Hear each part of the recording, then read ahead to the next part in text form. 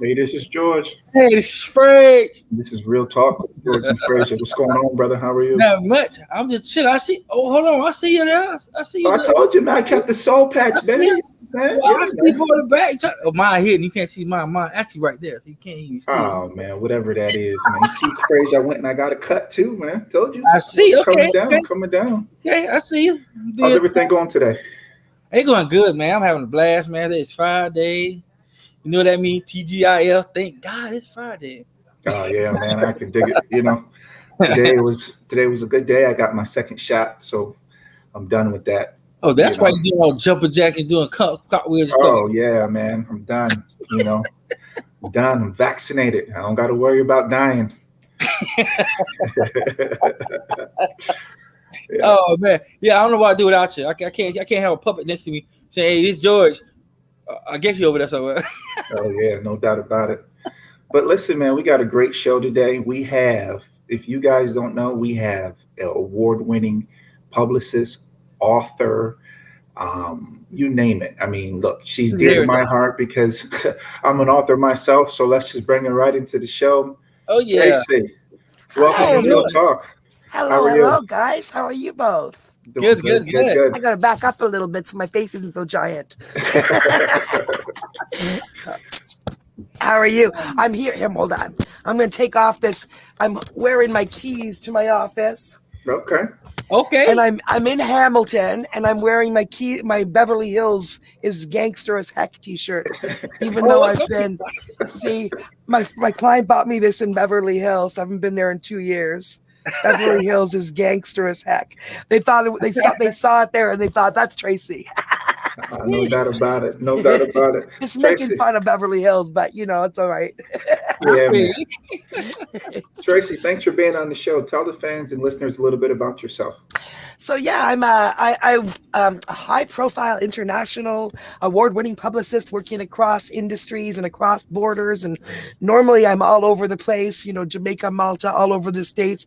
This year, for about a year and 2 months, I've been up here in Hamilton Mountain, not Hollywood Hills, in Canada, near Toronto, with no palm trees. But I'm still, enjoying what I do and everything. So no fancy travel or anything this year. Where are you guys again? Well, I'm in Miami. And I'm in New Jersey. Palm trees, no palm trees. Yeah, absolutely. That's how I'm like relating to everything these days.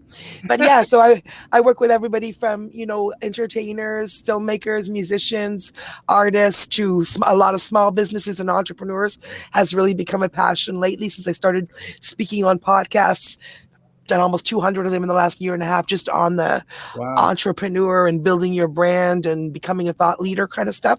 And it's shown me just really entrepreneurs and executives, 80% of them, 90% have no idea how to access media. They know how to get ads, but in terms of how to become sources and get interviewed and all that is a kind of a blank spot. And it is literally everything, especially these days with all these platforms and, thought leadership.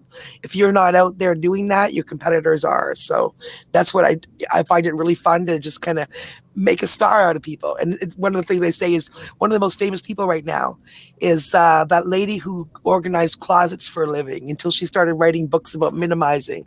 Do you know what I mean? The Japanese lady, she's literally like a millionaire now and she's a closet organizer. So that's what I use as an example to show that whatever your expertise is, there's a market for it and an audience for it. And, so now I have a celebrity stylist, a celebrity luxury real estate agent, a celebrity, because I find experts doing amazing things in their fields when they find me, and then I help build their brand by elevating and celebrating what they do, basically. So it's always fun. I'm always finding ways to make, no matter what you do, who you are, find ways to elevate you and make you a celebrity. Joe, I know Joe got questions. Hold on, Joe. I have a lot of questions because I don't mind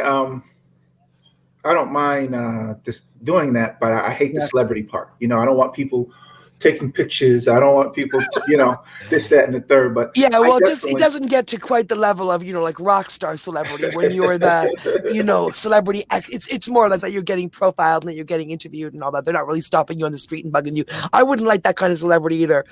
Mine, when you Google my name, you see hundreds of business results. That's about all I want. I would not.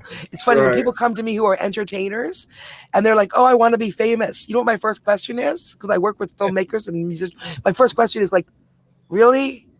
And they're like, yeah, I want to be famous. I'm like, no, really though? I think you should really go home, think about it, come back in a week. Because honestly, you can't take that. Like once that happens, it's not necessarily as great as you think it is, and you can't take it back. I personally would not want that. No. I don't want that. I would not want that life. Not that I do anything wrong or don't want, but I mean, I like to be able to just, not be bothered. Exactly. Yeah, go to the, you don't always feel like, I had done weekly television 10 years ago, even before I was a publicist, just local weekly television in a little community where they didn't really have celebrities. And just from that, like I remember, like I was like a local celebrity and I didn't like it. Like I see how some people like that, but I always tried to turn it around, just be like, no, we're not celebrities, we're activists or whatever. And then also like, because people were, once they see you on TV, people get weird. And we were doing weekly TV. So literally I had that, in a small little level. Right. Like in that town. But I literally had that that same experience where, it'd be 6 a.m, literally, and I'm going to the coffee shop all tired as heck and not in, barely up, going to the coffee shop to get coffee for my husband and myself and start the day. And literally people be like, oh, Tracy, I love that piece you did. Can I do a picture with you? And I'm like, okay, not that I don't want to do a picture, but it's 6 a.m. I feel like crap. And I'm thinking, but if I don't, they're going to go home and be like, man, I met that TV girl and she was not nice. She wouldn't even let me take a picture. And it's not that I'm afraid they're going to say to somebody else, but I don't want people feeling slighted or that I think I'm better, So even on a little microscopic level, I saw what that responsibility would be like. And to me, it's like I couldn't imagine that on an international scale, like if you're Jay-Z or Beyonce or something and you can't get away from that, doesn't matter where you go. Like, to me, that's like, I know people think, oh, that's that. It'd be awesome. But I don't know. To me, that's like a Black Mirror, that Black Mirror science fiction show. Yeah. It's like a horror, it's like, oh, I didn't know it was going to be like that. Exactly. Well, the thing about it that bothers me is the fact that, I have kids. So it's just like, if it ever got to that point, I'm a martial arts instructor. I'm an author myself. I love helping people. Fraser and I are both in real estate. I would rather take a lot of that. I don't want people just coming snapping pictures of my kids or, just because you can take a picture, but if you don't know the meaning behind the picture, then somebody posts it on the internet like, oh, this happened. And you're like, dude, that didn't even happen. This picture was about this. And actually, politicians, like I feel bad when, you see a politician get like in trouble because they posed with Bob, whoever, who's a dink, because I laugh and I go, oh my gosh, I have posed with so many politicians, some that I don't even like, just because they were like high national figures in Canada. And I'd be like posing kind of going, like that, right? Like literally. But meanwhile, that guy, he doesn't know me from a hole in the ground. He doesn't know if someone later said, oh my God, you posed with Tracy Lamourie and she smokes weed back in the day when cannabis was illegal. Now it's legal in Canada, so no problem, coast to coast.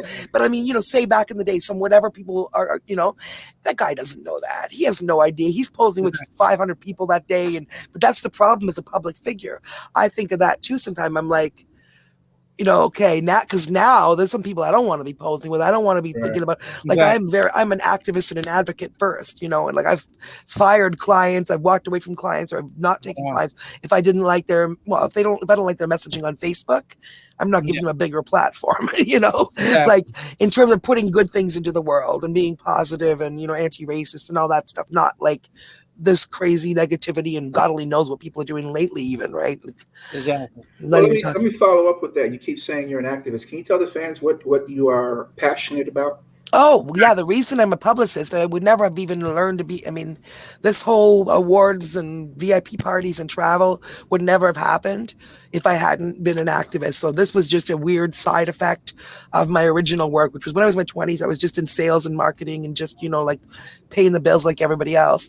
But my husband and I were, we're in our 20s, young activists and advocates. We'd had a radio show previously on University of Toronto Radio. That show didn't exist anymore, but it was the early days of the internet. So we were still trying to have a voice and just kind of looking for, not really looking to do our own thing, but looking to just share links about other things other people were doing, abuses, corporate abuses, police abuses, wasn't nothing to do with prisoners back then, but anti-racism, all that kind of stuff. And somewhere literally just in a little corner of the internet where, you fall down the rabbit hole, we were probably just looking for links about racism or police abuse or whatever. We found this is 1998, a man named Jimmy Dennis out of Philadelphia, a black man named Jimmy Dennis out of Philadelphia, who was on death row in Pennsylvania. And he had been there for 7 years saying he was innocent, but nobody was listening. And he had, maybe one person written to him, but I don't know if you know the justice system in America. I'm sure you guys do have some understanding as black. You both crack up. Yeah, I was gonna say some understanding of what I'm talking about as black men in America, right? So That's right. Exactly. So, and people don't often think about the wrongful convictions. It's the other side of the George Floyd. They're killing people every single day. They're putting them in prison. They're, and then with the death penalty on top of it, you got both combined, right? So Jimmy Dennis, the time we met him was 7 years in. We literally was saying on the internet, "Oh, I'm innocent. I need help. I'm not looking for a pen pal. I'm not looking for a girlfriend. This is my only way to get out there." He paid someone $20 to put him on that little place on the web, but we found. And I don't know what people are like. Well, why? We actually wrote him, my husband and myself, and people are like, why would you do that? Why would you write a guy on death row you didn't know? And because it's true. Why would we? We didn't know him yet. How innocent could he be? But I think it's partly because we had the radio show a while back, so we were still in that information gathering thing, and then also our activism. Like, oh my God, what is this, right? So I remember thinking, well, how innocent can this guy be? This is all new to us, but something made us write. We wrote to him, and something made him answer. He got. I mean, obviously he would have answered anyway, because but he felt like. For some reason, he felt this is I don't know why, but he wrote 28 pages tightly spaced on both sides with every legal thing that he had in his cell. When we got that package, that was enough to be like, oh my God, there is like a lot disturbing here. Even just that enough, right? We knew obviously we're going to have to look into it. We're going to do the court case. We're going to look at everything. But this is like, well, this isn't right. So what are we going to do with that? We're not publicists, certainly. We're not, we're not lawyers. We're not. So why did we get involved? Someone asked me. Then I thought, well, at that point, what else are we going to do? Unless we're really assholes. Because what do we just do, like just for curiosity? We wrote to this guy on death row, a desperate person with nobody to help him, right? And then he writes back 28 pages. We spent all this time writing this. So what do we do with that? Do we just get that and go, oh, that was an interesting hour. Awesome. Cool. So we're like, oh no, oh my God. Now we have to, like, what do? We're like, what do we do? We're not lawyers. We don't have money. We don't no idea about the death penalty, So all we could think about, and this is in 1998, early days of the internet, is if we put this on the internet, other people will see it. Maybe a lawyer will see it. Maybe someone with money will see it. Maybe someone will care. Maybe the prosecutors will notice and say, we got the wrong guy. We don't know. That was totally naive thinking, but we just put it online, and we wrote him back and said, hey, we put it on the internet. He's on the what now? Right. Didn't even ask permission, like totally naive, right? But it was cool. It was good, luckily. And from there, we ended up, I broke it down. I was always a writer. So, I knew how to write, not that I was a professional or anything.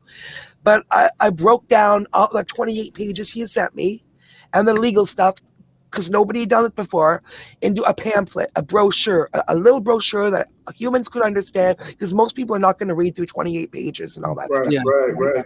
So I broke it down with the most egregious stuff, blah, blah, blah, sent it to him. About a week later, I talked to his dad for the first time on the phone. His dad was like, oh my God, he didn't know who I was. He's like, somebody wrote this amazing pamphlet, because nobody had done that. I was like, oh, that was me, but awesome.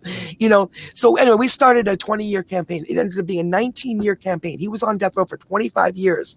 Wow. From 7 years before we got involved, when we were all 28 years old. He's about 6 months younger than us, or a year younger than my husband. So we were 28 and he was 27. And then when he was ultimately released, thanked everything, because I can't imagine that story, being different. 2 years after we got involved, a legal team got involved. They were actually, and this is like unicorn, this does not happen. They were looking for a case of factual innocence that they could do pro bono. Right. Like literally that doesn't happen. But they were a big Washington law firm looking for that. And because of the noise we've been making for 2 years, when they were looking for that, enough people around the country said, check out Jimmy Dennis, check out Jimmy Dennis. So they picked him up, and it took 17 years of their work, because that's how, again, that's what the system is like. As they fought, the prosecutors fight to keep their conviction. They don't care, you know. And he was ultimately released and he always said, never, never give up, never, never give up. He was ultimately released in 2017. And there's a video online that literally, like, he's outside of the prison. They say, do you have any last words? He's just like, you know, they're like, do you have anything you want to say? He's just like, and then he laughs. And then he's like, today is an okay day. That was it, you know. But for just like long pause, anything you want to say as you're leaving this place? Probably a few things. Just a long pause, and then everyone in the car just cracks up. Just like, just let's drive away. But so that's how I literally learned to write my first press release, because of Jimmy Dennis. And as a result of that, we ended up getting on, you know, CNN, NBC, Court TV, all kinds of stuff. Us, me and my husband, 29, with no media history other than that little college radio show. And so there we were being interviewed by, you know, Catherine Cryer, Nancy Grace, Dan Abrams, all these people. And it took me years. This is how it comes back into a PR story, though. Like, so I wasn't a publicist. We're just activists doing our thing, getting major media, working, you know, for Jimmy. At the same time, we're going home and we're doing our day jobs, our night jobs, and, you know, all that. And it didn't hit me till I was 41. So don't forget, it was 28 when I first wrote that press release. And it didn't hit me till I was 41, which is, and we talk to Jimmy Dennis every day now. So we're still, you know, brother and sister. But when I was 41, so about 6 years before he ultimately got out, but when it was starting to look like finally he's going to get out, it hit me one day, oh my God, I don't have to make another 20 calls an hour for something I don't care about, sales. Wait a minute. Like, I've literally, you know, not just from the Jimmy thing, but after that I was involved with local politics as a volunteer, and I'd be like, hey, I'll do the press release, and everybody would be like, the what? And I would do successful media releases. So as an activist, and so I was always like super good at getting our messaging. So it finally hit me at 41, wait a minute. I think those are skills that could actually turn into like a business, you know, instead of being like a telemarketer and sale. So I didn't go to school for it, didn't do it. I just literally started doing what I would do for myself, what I would do for Jimmy, what I would do with like political campaign. Freelancing. So just went on the freelance site, put myself out there at telemarketing prices, like low price. Just give me the contract. Let me show you what I can do. I got a couple of clients. And then do you know who hired me? Who? Out of a stupid white girl from Toronto. Okay. I'm not like, well, I hope I'm not stupid, but you know what I mean. Like, you'll know what I'm saying when I say this. Who hired me? Angela Sadler Williamson, the professor who is Rosa Parks' cousin. Like Rosa Parks. Alabama bus boycott, Rosa Parks, legendary Rosa Parks. So her cousin, Angela Sadler Williamson, was doing a movie originally, a documentary called My Life with Rosie, about Rosa's 20 or 30-year history of advocacy after Alabama. So all the stuff we don't know about. Then she moved to Detroit and continued to be an awesome advocate, like she was before Alabama bus boycott, like she was her whole life, right? And so this movie was about that. Highlight of my life, oh my God, you guys, I'm literally in Detroit, like for the first time. That's where I met her. She's from California, but we came up to meet for the film festival in Detroit. I'm in Detroit in a row of like two rows of Rosa Parks' direct family members. Watching this movie with them for the first time. If that's not enough, right? Like, I mean, this is a legend, not a person, you know, a legend, right? If that's not enough, at the end of the movie, like, they thank me in the credits. I'm like, oh, wow. Like, what planet am I even on right now? You know, like, that's crazy. I used to write "Thank You, Sister Rosa" on the anniversary of her death because there's a Canadian song about her, like, that goes like that. So before I never would have thought I would have met, you know. Anyway, and then she came out with this book, My Life with Rosie for Kids, a bond between cousins, which this year, which is perfect timing with all the, it wasn't even planned, but perfect timing with all the BLM stuff, because it's literally teaching kids how to be activists and advocates and on a child level. Like, you know, like, you can be, how can you honor differences in others today? How can you make a new friend who is different from you today? You know, be part of Rosie's activist council. So I'm like, this is stuff I get to work on. Right. So yeah, like what? This is my job, you know. Like, and then I've been managing to make it, you know, up and up and up, and started as a freelancer, then general partnership, and then we incorporated actually during COVID, and it's still going well. So yeah, blessed for real. Absolutely. It's a So blast. one more question to follow up with that. You said a lot of business people don't know about marketing and publicity because normally, being in business myself, I've been in business most of my adult life.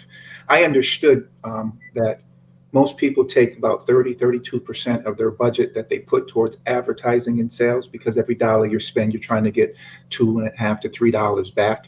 And they never really understand that I didn't even understand that there's a publicity piece to that. Like you said, it was just about going and getting ads and trying to Absolutely. get people to walk through the door.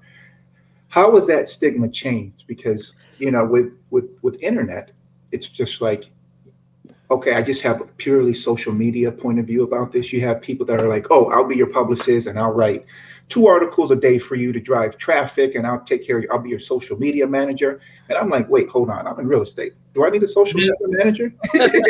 Yeah, social media, whole different thing. Yeah, but it's funny. I was just looking at an article in LA, which is obviously a hugely competitive real estate market, Yeah. and that article just happened to come up. It was like 20. I don't remember the media or whatever, but it was 20 agents killing it on social media, real estate agents killing it on social media, and I noticed that, and I went and looked. It's like, oh yeah, so that if you're a real estate agent and you're on that list, that's a lot of people paying attention. But yeah, so social media and internet and online, it's a bit different than traditional. It is merging, obviously, because with publicity, like originally it was TV, print media. How do you get your mainstream? Now with the rise of the internet, obviously it'd be stupid to ignore that. To me, like podcasts are just as much. It's radio, television, newspapers, magazines, podcasts. Equal, different. Each one is different. But they are absolutely equal. In fact, podcasts, I used to think of them as just another media source. But in terms of professionals, business to business, it's way more than just a media source with podcasts. It's completely, huge for marketing and huge for networking. I've been hired by I wasn't even trying to, and I've been hired by podcasters. I've been hired by people who heard me on podcasts. I've been like recommended by podcasters. So this is the way we're networking these days and marketing, especially B2B stuff. Right. Because we're looking for ways to build our brand. But yeah, so you need to, and now because of the social, there are so many more platforms, from podcasts to high-profile blogs, which are basically newspapers like Huffington Post and things like Right. that. So if you're not, as a business owner, not thinking about, and it's different because you thought, like you mentioned, you think about the advertorial, buying ad, Right. but not editorial. And the editorial, those are two completely different kinds of thinking. The thinking that you think about for ads, advertorial, is the opposite of what's going to get you in the newspaper. If you approach the editor with that kind of stuff, they're going to send you to the ad, great, sounds like a great ad, go buy one, Right. So you have to really understand being a source, understanding their audience, giving value to that audience, whether it's a podcast, right? I don't pitch myself to sports podcasts, great, you have a great resume, but nothing to do with what we do here, Right. Same way, it doesn't matter, a lot of business people will think their business story is news, but it's not. Right. It really is. And if it may be, it doesn't mean you can't get it into the media, but it's not going to be your 22-minute newsroom, where they have 5 minutes of local news. Exactly. It may be page A18. So you got to train yourself to think about where would I really, and edit yourself, where would I really expect to see a story like this? Like an example, I had one client, and I even teach about this, and yet I fell into this. It was a business out of the UK, and they were doing over COVID a really cool thing where they were literally giving something schools need away to thousands of primary schools. So it was sort of a story because it's a story. But the way I realized after writing it and not getting any play, I thought, oh, why isn't this getting any play? And then I went back and read it with my editor eye, and I like really editing myself. And I was like, okay, if I'm in the newsroom, what am I getting here? At heart, if I had to say one line about what this release is, it's a business telling me about the good things they're doing. Right. Gotcha. Which is a ad. Right. So there are ways to make that a story, but that wasn't it. So I call my clients and I'm saying we're going to do a complete revamp. What we're going to have to do is we don't put this story out about what you and your business have been doing, how awesome it is for people. What we do is, what's the problem you're solving? Why did you do that? This is the problem. Now we need to have an expert coming in that's not related to you, it's not your part of your business, to talk about that problem. So I pitch that story, the expert talking about the problem. And then if I want to get my client business in it, I can do it. This is the way to do it. we found the problem and an expert talking about the problem. Now my client has one solution. Then I find two other solutions that do not compete with my client. They're nothing to do. They're not a competitor, but they're two other nice things like kids could also do. Right? Right. Now what I have is a story with a problem and an expert talking about the problem and some solutions. My client's one of the solutions. But the story is not being presented as a story about them, which Absolutely. is not going to play, so Right. this is where strategy comes in and understanding, that kind of stuff. True. So I got a question to ask you though, because I read an article a while back, right? Back in the 50s, they were very hot topics when they had different groups, KKK, the Black Panthers, whatever, and there was sort of differentials. And some people write a book about one, get praised about one to get demonized by the FBI and everybody else. Like as a publisher, like what would you do to highlight a book that's really would come out normally as itself, would not get any hype because of the topic it is versus something that works? And how would you approach that? So you mean something that they're trying to kind of silence in mainstream or that you won't find in this? So in that case, again, definitely want to find your allies in terms of media. So if it won't be an NBC or CNN story, what was I going to say like that? Just gone right out of my head. Young Turks, for example. Go with something like Young Turks or anything that will take it, that won't be opposed to, that might take it, that will help you elevate it, right? So it might not be. So you find that obviously the biggest thing that will be in your bailiwick that might consider it.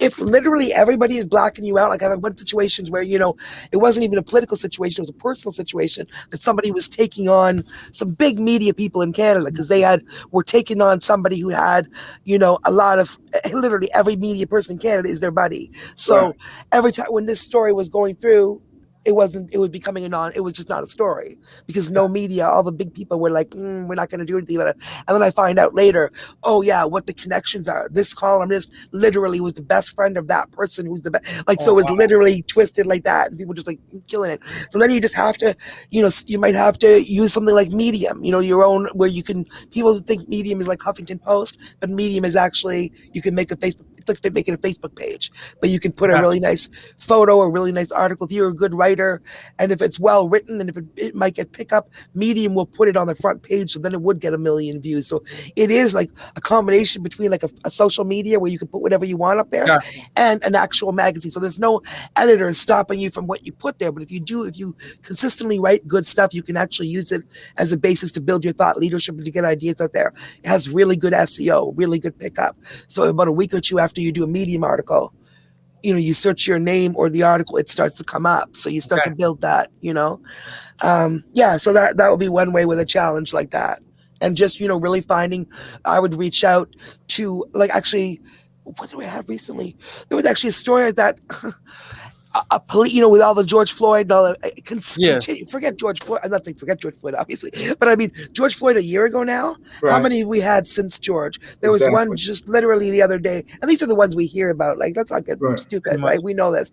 So there was one, which is amazing. That I mean, it's terrifying and amazing and enraging that not after 1 year of this, because we all as advocates know this is not new, but I mean, but after a year of it being such a conversation that because we've all been in lockdown, we've all been watching the same screens, the conversation nobody could get away with. The fact that the other day, I don't even know what state it was, my husband came in going, oh my God, again. And he told me about the most recent one. I was all tied up in my work. But there was another egregious case, like literally 2 days ago. I don't even know what state it was. My husband came in and I haven't even watched the news yet. My husband, any news, not just that. But my husband came in and was telling me the story and I was like, oh yeah, it was something about, I don't even know what police department it is, but the police department had said this gentleman, obviously black guy, had been something about a car, like they said he died on impact in the car or something. And the family was saying, no, that's not true. Let me see the video. And police department was saying, oh, he died on impact, like the department, not just the cop that did it. Oh, he died on impact. Oh no, we don't. Fight of the family fought in court. They get the video. Dude was alive on impact. They chased him or whatever, right? And I didn't see the video, so I'm paraphrasing from what my husband told me. But he was this video of him like, saying, hey guys, sorry, don't hurt me. I didn't mean to blah, blah, blah. I didn't mean to run. I didn't mean to blah, blah, blah. And then they're pulling him out of the car, beaten him to death. So the police department had this video of their officers, which doesn't shock me, sadly, doing that, right? I mean, sadly, doesn't shock me, you know. But do they not know? Like, this is what does shock me. It's bad and like a horrifying thing like that. So, and the officers are obviously lying, but the department has that tape, and the department is, fighting to not release that tape while they are insisting that this loved one, this person, a human being, a loved one whose family's trying to figure out what happened. Oh, he just died on impact.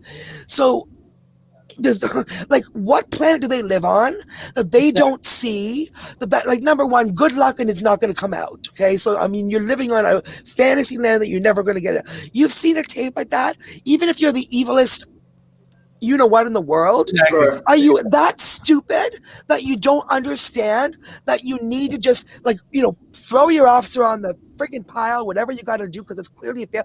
Instead, you're going to sully the whole city, the whole department, everything by saying, oh no, that didn't happen. So now, like, bad apple my ass. Yeah, one bad apple that ruins the whole bunch, because look what you just did. Like, what are you talking about? Now, anybody living in that city, how do you feel? Like, seriously. Exactly. Well, Tracy, I want to, you sparked something. That's the reason why I'm sitting Sorry, here. I'm getting No. You sparked something good, because Fraser and I talk about this all the time. But the issue and the problem is when Fraser and I talk about this, it's two black men who are fathers, who are not criminals, who are this, that, and the third, on their quote unquote podcast high horse talking about this. Oh, and don't get mad, because then they'll say you're angry black man, which was Jimmy Dennis was even talking about. And he even said to me, and I was shocked. He's like, I have to be careful, talking about stuff, because we're just talking in a conversation like this, and I'm getting passionate. He's like, if I had to get passionate like you're getting passionate about this stuff, I'm the angry black guy. I'm like, what? No, because he's the most gentle night. Like, I'm like, what? No, hear me always trying to argue with him. No, increasingly this year I see a year ago he's America's a racist country, and I'm like, mostly it's terribly racist, but not everybody. Now I'm like, you know what, obviously not every single human, but no, the statement America is a racist country is fact. No, it's absolutely right. Because the thing is, the institutions were created like that. They were created to keep us down, and that's why in everything. I sent Fraser an article the other day where even a lady was trying to appraise her house. She had to get 3 appraisals, and when she finally realized that when they saw she was a black lady, they undervalued her house by 50%.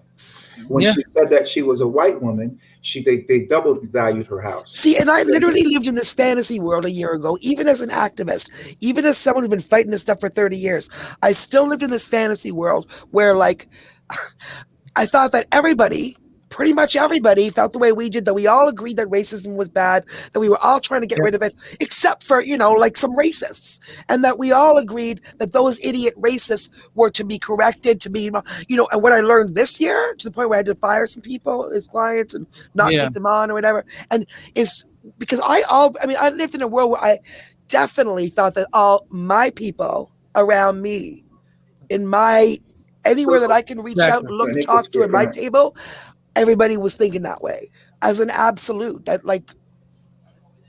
And then what I discovered this year, because people started to show their true colors with the memes they shared, even if they didn't come right out, or is that racism, which no surprise to you, and I shouldn't be surprised in 30 years about, is a lot more like close to the surface in a lot more people than I believed.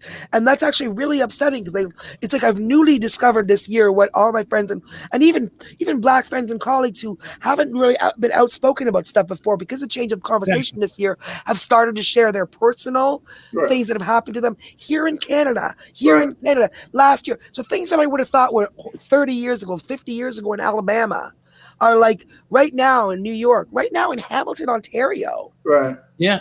And we think we're better. We like to talk about America being racist and all that, but like Trump certainly opened up the doors and made everybody show their ugly colors. Well, yeah, I mean, and where do we go with all that now? How do we come together? Well, he made it comfortable, and the reason why he made it comfortable was because he's always been like that. Yeah, and always. So now all of a sudden, like I was telling Fraser, before they used to do it behind your back, now they come up and do it to your face. Is that better or worse? And prefer that. And the reason why I prefer you come to my face and tell me how you feel, because who now it I really is. see you, okay? Yeah. And now I don't have to look over my shoulder. You stay on your side of the city, I'll stay on my side of the city. But it's so scary, you know, like it's so, I know, like it's true. I have a client friend in North Carolina. She always says South Carolina, North, but still similar. Because she says, and she's like a 50, like my age, like a 50-something-year-old lady, professional lady, you know. And she says even 2 years ago, she would go and say hi to everybody and just not think of it. She's married to a white guy, black woman married to a white guy. So she's not normally thinking about race. She's not normally like, you know, well, I mean, she is. You have to be in America. But I mean, like she, you know, she's not like racist herself. She's not thinking badly about people. She's normally be talking to whoever. And she says now this is disturbing to me to hear. Now she doesn't talk to people unless they talk to her first. Yeah. Yeah. That's true. Yeah. So what is going like? So is, you know what I mean? So what is you how can this ever be fixed? Because I know I don't want to sit at the table with that 30-40% of Americans who voted for Trump. I don't. Well, the thing is, you know, you just always have to have the honest conversation, because we believe, Fraser and I believe that, you know, we only can do what we can do by actions, and people have to see it, you know.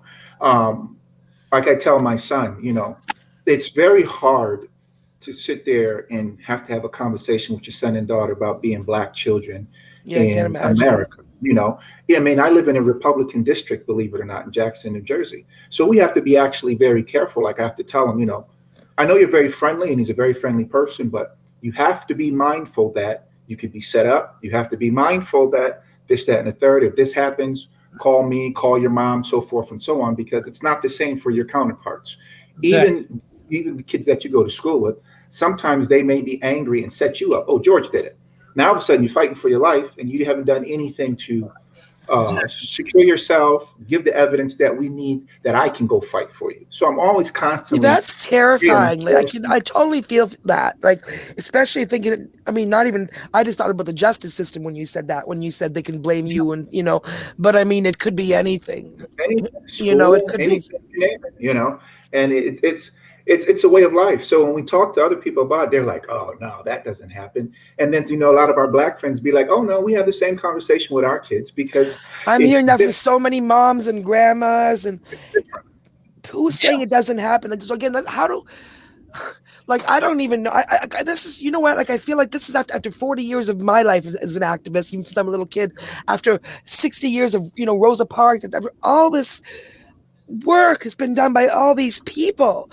Like, the fact that we're still here, like, is actually, I don't even know. It's like shocking and devastating. And well, like, it's not. You got to understand that in the United States, we had media institutions like Rush Limbaugh and all these people that were pushing a different narrative and agenda. Even right now, to this day, the reason why the Republicans don't want to do a January 6th commission is because it will expose all of them. There are deep roots as to what happened and who did what. You see what I mean? And it's about power right now. So when you have Fox News telling complete fairy tales and all the other news media outlets are trying to get to the truth, all you have to do is demonize it. And we don't forget, Fraser and I don't like to say his name on the show, but you know, 45, I believe. Orange thing. He was a master of it. I mean, he would just sit there and lie to your face. Oh, the sun is purple outside, and people would be outside. The sun is purple. Yeah, you know what I mean? Crazy. That was actually a terrifying display, because the only true thing that guy ever said is what he said sometime during the election, when he said, I could go and, you know, right down in Washington Square and shoot someone, and they still love me. Yeah, absolutely right. But I would say like this: as growing up, I seen two different sides of everything. I've seen good side of one side, I've seen bad side of bad side. And I tell you, what my parents and mom taught me was the fact that don't see color. I was literally colorblind for a while because I didn't see it. I didn't see the interaction. I didn't see it to front. So when people say, well, the cop window was pretty nice. So I didn't really see it. I see both sides. I was treated by my counterparts. I was treated by the other counterparts. So now I tell people, it may seem the reason why America the way it is, we categorize ourselves so much over the years to separate ourselves as separatists, and we kind of hide it. Oh, whites go on one side, blacks go on one side, Latins go on one side. Until you actually stop back, even though the 50s were terrible to everybody, but one thing they went by, America would never let Americans die starved or die hungry. And what I mean after that was, if they see you in the streets hungry, they will feed you. They see a neighborhood down the street, they will feed you. White, black, whatever color. It wasn't perfect back then. It was not perfect. But the fact that rule was rooted, now unrooted by our counterparts, and you know who, opened the door for a lot of things to be resurfaced, reestablished. Now we're going back in time, but history already repeats itself. But this is good too. And the reason why I say this is good is because, when other countries came in and criticized, whether it was Cuba, whether it was Russia, whether it was anybody. See, America always went to the international community and presented themselves like, everybody this, that, and the third, everybody else is wrong. And whenever they got criticized for what they did, they imposed sanctions, they imposed the media outlets to demonize those particular people. But with the internet and with cell phone now, everybody's seeing it, and we're now all seeing it. Everybody who was like, "Oh no, that doesn't happen," "Oh, you've got to be kidding me," and they're still saying it doesn't happen. Exactly, because like cognitive dissonance is just like, Look at 100-Man March. When they did 100-Man March, the National Guard was there before they even walked down the street. Yeah, they couldn't get to the Capitol they wanted to. Oh, exactly. And then as these bunch of yahoos come out there. Exactly. Yeah. Hey, everybody else. Hello? Yes, we need National Guard. ASAP. Why? It's a bunch of black men walking down the street. Yeah. Better get them out there. Yeah.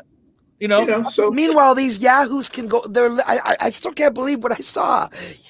I still can't believe what I saw with that Capitol building. To think that America wouldn't go in. I mean, America, wouldn't go in there. Like, you would think that they'd be going in there, like, shooting people. How dare they were like at representatives' desks waving exactly. They were talking about hanging the sitting vice president. Okay? Exactly. They were talking about that. Now the thing was, they couldn't even believe it. Now, this is my problem when it comes to that particular thing, right? Like Fraser said, if it was Black Lives Matter, they had over 15,000 troops ready for them and to disperse that crowd. Yeah. Oh yes, standing up there on the side. Right. Remember these particular people, not only did they breach the Capitol, but they did everything that they wanted to do. And from the time that they did it, and he said, "Go home in peace, we love you," they always changed that particular narrative. Exactly. And this is the part about it that I don't understand. You had people here that weren't here to say, there's this injustice, let's look at the vote. They were trying to hang, and to my point, they built a noose on the Capitol building set to hang the sitting vice president at the time. Exactly. So what more could you say this, that, the third happened or didn't happen? They were looking for Nancy Pelosi. People don't understand that Nancy Pelosi is the third person in line to succession. Mike Pence was number 2. The Secret Service took Mike Pence out, and the Capitol Police secured Nancy Pelosi. The reason why they don't want this commission to happen. Nothing like that has ever happened in America before. Right. And I can't believe that happened. And literally the reaction that there's been is nothing. Exactly. Well, the reason why, like I said, they don't want to do it is because here's 2 things. There were sitting members of Congress that were telling the insurrectionists where Nancy Pelosi was. Okay, she's the number 3 in succession. That's why they don't want to do this whole committee thing and everything that's happening. But, look, I always have a saying. The Bible always says, what you do in the darkness comes to light. And all of this will come to light as well, too. We have to see ourselves in order to change ourselves. Now, go back to my original thought. The reason why this is good, because there's kids that don't believe all the stuff that we used to tell them. Like when I tell my son, when I was in college, the store manager used to watch me in the store. He'd be like, "Oh, no, that doesn't happen." But now, him being 13 years old in this America, he's like, "Oh man, my dad wasn't lying about something." And that's terrifying. That is so upsetting as a mom to think about. Like, as a parent, I'm an overprotective parent. Like, I'm paranoid. I'm a bit better now. My son's 18, so to be a big boy. But I mean, I have been in, like, even till like recently, I've been an overprotective, and even now, white kid, and I worry because he's on the autism spectrum, that if he was approached by a cop, he wouldn't know exactly the right thing to say, and he would get. I can't even imagine. Like, just literally being afraid all the time that your kid is gonna, like, you know what I mean? Like, it's just like it's literally like it's a horror movie, and everybody lives there like it's normal. It's like you're living in a horror movie. Yeah, it's horror more the outsiders, but because we know how to move, you know what I mean? But you shouldn't have to. Exactly. We're not Like, disagreeing. this is in America, the greatest country in the world. Not supposed to be in some third world thing where you're supposed to be looking over your shoulder at, a third world. My ass be safer. I mean, most third world countries I feel safer in than places in America. That's true, and it's not because of the black people. Exactly. We know you tell people all the time. Like, America is. We talk about communism, economics, but we all in one. We just hide a lot better. Yeah, we hide it from everybody. Everything people talk about, we are it. You just don't do it as bluntly as some people do it. We don't do it as outrageous as some people don't, because they're perfect. We had a dictator already. And same here. We're no better. I mean, we think we're better than America in some ways, but we keep poor people down, keep rich people high. So we eat all that in one, but we criticize everybody else and how they do their philosophy and say, mimic us. We're the best. Yeah. And then now people see the reality of it. We want to try to take it back. We can't take that back anymore. What happened in the last 3 years, 4 years before, we can't take that back anymore. And once ugly get out, it's hard to cover ugly. Tell them, Fraser. That's right. Yeah. That's why I'm wondering where this is all going to go. Because, you would think after 60 years of all this work that everyone's done and all this, that we'd be in a better place, that we'd be moving forward. But now it feels like everything has been undone. A lot of the advantages have been undone by that guy in just 4 or 5 years. And if that could happen so easily, then I guess how deep were we actually even? Do you think things will go further? Is there hope in America? Absolutely. There's always hope. Because what's the hope? How does it change? The change is one person. No, but that's true. But the change is our kids, and the reason why is because not only are Black kids and Latin kids and Chinese kids all seeing it, so are their schoolmates seeing it. Exactly. And there are people that have those mentalities like, wait, no, I'm friends with everybody. I don't have to do that. And there's also kids that are raised by their parents to carry on that racism mantle, but there's a lot more kids seeing it. That's why people say when you say Black Lives Matter, it just wasn't Black people marching. There were white people, there were Asians, there were Hispanics, everybody. That's what I mean. This year we were all watching the same screen. So this year, people who were not paying attention before to all those many years, all those before, all of a sudden the conversation around George Floyd was so much bigger. Not because it was more egregious, because every one of them is egregious when they're killing people in the street like animals. It was on video and we got lots of video of it. But it's not even that. It's more that we were all watching the same channel at the same time.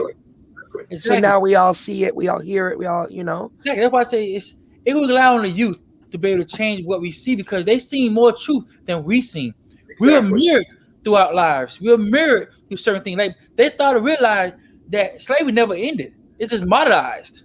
Right. Now all we did was just gave people a little bit of conversation for their time, but we still work 9 hours a day. Right. 9 hours a week. Everything is 9. We know everything is 9. We're the only country that works literally over a week of work. So we work 4 or 5 jobs. So we work 6 jobs.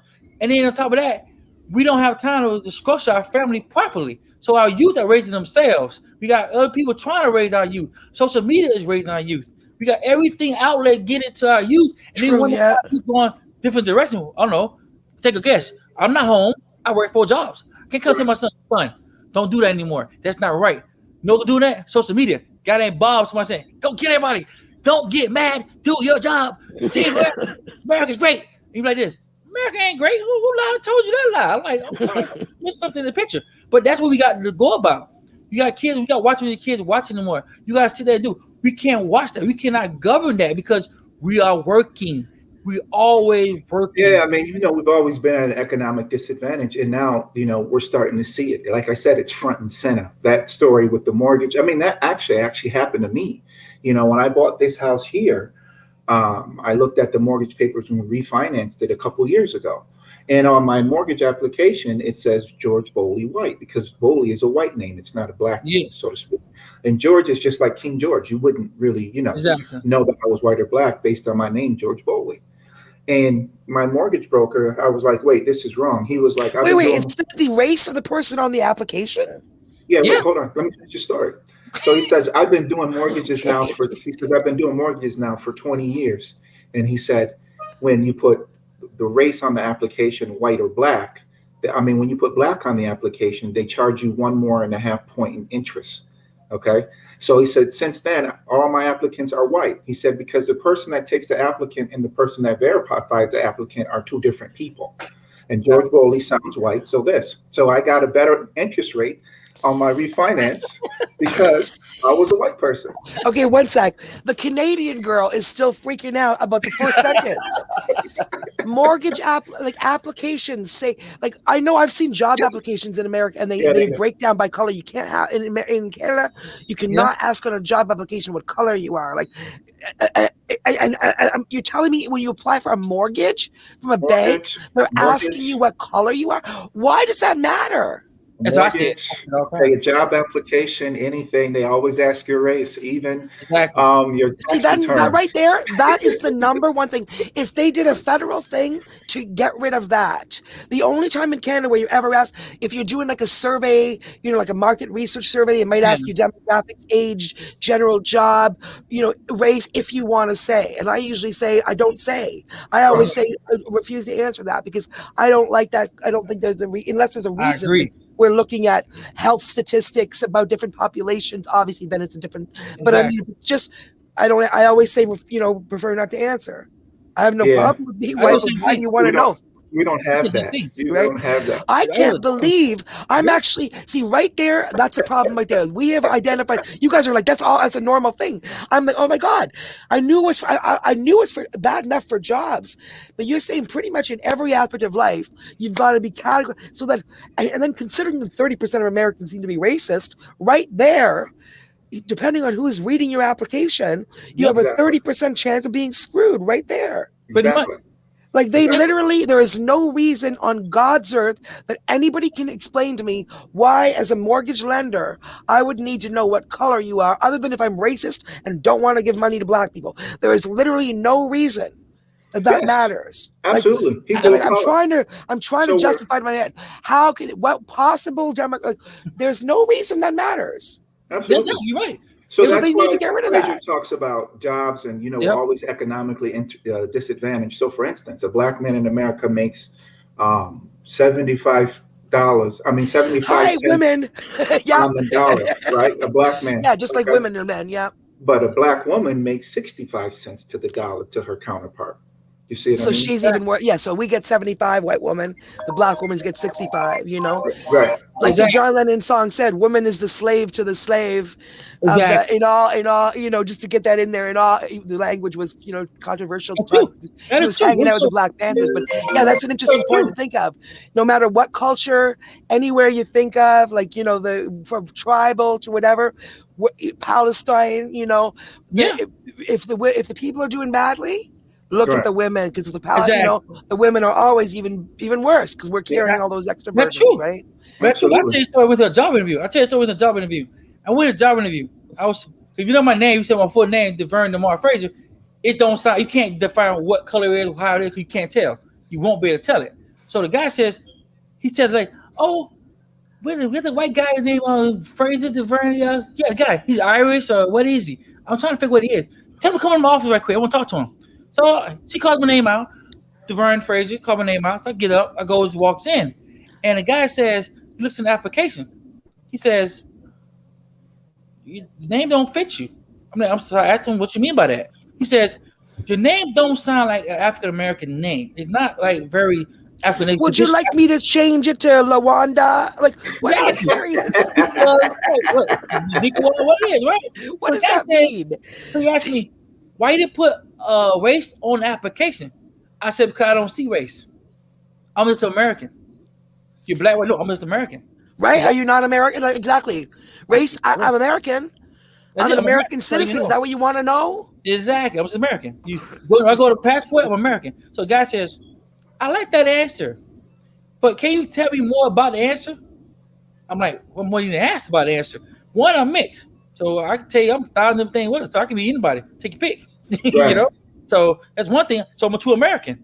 So ain't nobody pure in America, but the first. Right. That's what I'm saying. Anybody who's white supremacist really in North America, like in Canada, if anybody's a white supremacist, let me see your, let's do your, what do you call that? Genealogy. Right. There was a girl in Canada who was like a hardcore white supremacist. This is 20 years ago. She was some European immigrant who was picked up as a teenager by these white power groups and became this 17-year-old they were showing. She ended up, anyway, this is 30 years ago. She's completely changed now. she ended up like getting out of that. It was almost like cult mentality. She, informed on the racists and all that stuff. Like these were like literally Nazis. And anyway, and then she went along with her life. And at some point, she decided to do a genealogy. And this was like a neo-Nazi. Like I'm not like I'm saying like the car literally was swastika. Like literally hung out with boys with swastikas, wore like t-shirts with. We're talking about full Nazi regalia, not just racist. You can guess the answer. She does her genealogy, and what does she find out? Black American, Jewish. Oh, wow. And she's carrying swastikas, like literally swastikas. Her family, like 50 years ago, was executed. But that's all forgotten. So she's going around being not just a racist, but publicly speaking out. I'm a racist. I'm like, you're not even, according to the racists, you're not even white girl. You're Jewish. Right. Exactly. When I was growing up, I tell you all the time, I had a Jewish friend, a Mexican friend, a white friend, I had them all. Right. And that's why I love Toronto, diverse city. Exactly. Right. It was no difference between us. We played together, we did everything together. We thought. That's how I grew up. I'm like, what's the difference between different ones? Then I learned about the Holocaust. I never knew about it until I started doing studies about it, learning about it. Yeah, when I was a kid, I was fascinated by that shit because I couldn't believe how cruel people. I couldn't believe it. Now you want to tell a real story is? Look at what Hitler really life is about.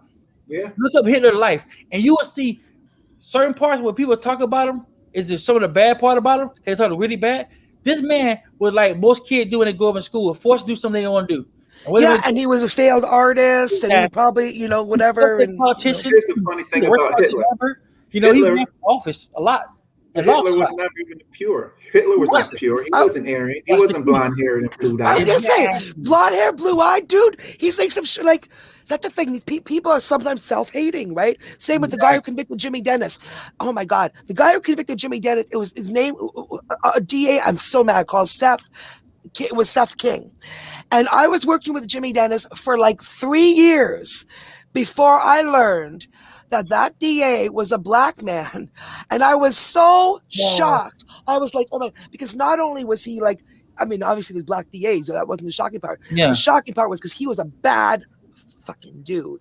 Okay. Wow. Like he had, like not in a good way. When he had all the pictures of all the people that he convicted, including 2 men that were innocent, in his wall with like X's through their face. Right. Wow. So I thought this guy is a big fat Alabama kind of, right. And then I thought he's a black. I'm like, I'm just confused now. But I mean, that's the disappointing part too. You mentioned that 46 there guy. Yeah. When I was in Washington, D.C., whatever his name is. Yeah, I don't even want to think about him. 45, orange dude. I don't like orange people. I'm racist against that orange tribe, that one guy. Yeah, what was they saying? Yeah, we went to Washington D.C. for anti-death penalty work, and they put us up in this. We had our son with us autistic, so instead of staying with all the rest of the crowd, which was like just really like hanging out, they put us up in a hotel, and it was a nice hotel because he got a good deal. We found out why he got a good deal. So it was the nicest hotel in Washington, which I don't need. I'm not a diva, but we're like, okay, cool. Turns out they were having a convention there for the whole week called the Faith and Freedom Convention. Nothing to do with us. We're staying at the hotel, going to the death penalty thing. The night before we got there, Mike Pence was at the hotel speaking to these idiots with their big, with their big Trump. Now, here's the other part. So I would have expected that to be like all dumbass white people. And then I would have felt at least, okay, that's what I expect. I don't want to be anywhere near them, but like, but oh my God, you guys, I'm still like, because half of that crowd was like black people, Chinese people, young Chinese kids, Indian kids, little old black lady that should be a Democrat, if anything, going, oh, come and get this book. I'm like, I have to get out. Like, well, the thing, Tracy, let me help you with that. It's a mentality. I don't want to get it. It's a mentality. And the reason why I say that, just to give you some history real quick, I know our time is running out, about the Republican Party. A lot of people in the South from slave owners, they were actually Republicans because that's how they grew up.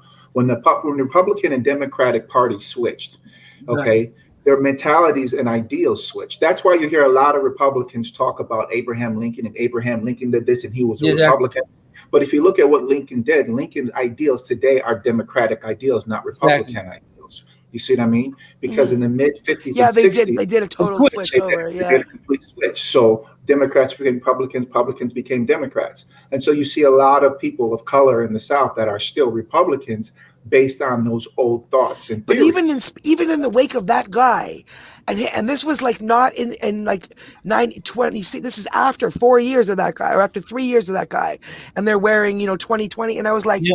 why? But again, also a lot of people are populist. A lot of people don't understand politics deeply, and they just go with the flow. Or what a lot of people originally liked the buddy. Oh, reality TV, awesome. He's a smart businessman. But then after 3 years of that, and then I also heard some people saying, you know what? They're all racist. The Dems, the Republican. At least these guys, we know what we're dealing with, like you said earlier, George. Exactly. So there's also, I think, a lot of that thinking too, right?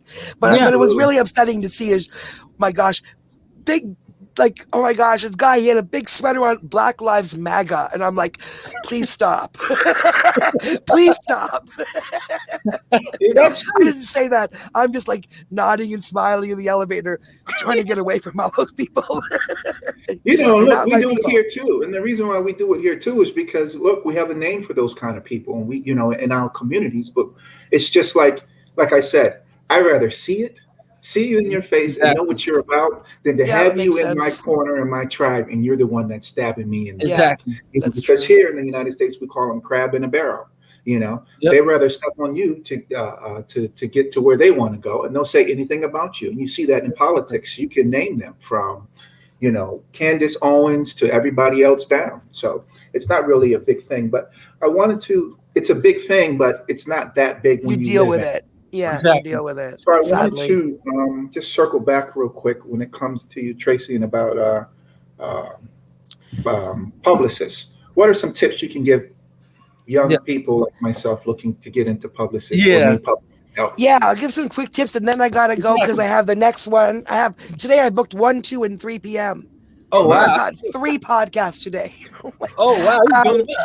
But I'm happy to come back anytime because I know we talked about a lot of stuff. We didn't really get into a lot of the PR stuff. So if you ever want to we can do like a master class.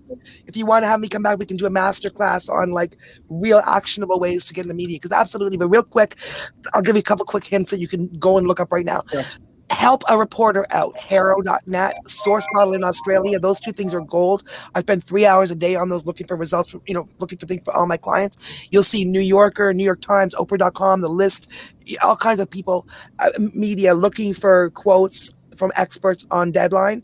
So it's the opposite of a press release. Press release, you got to think about, and send out this. They're already doing an article. You just want to insert yourself into that article.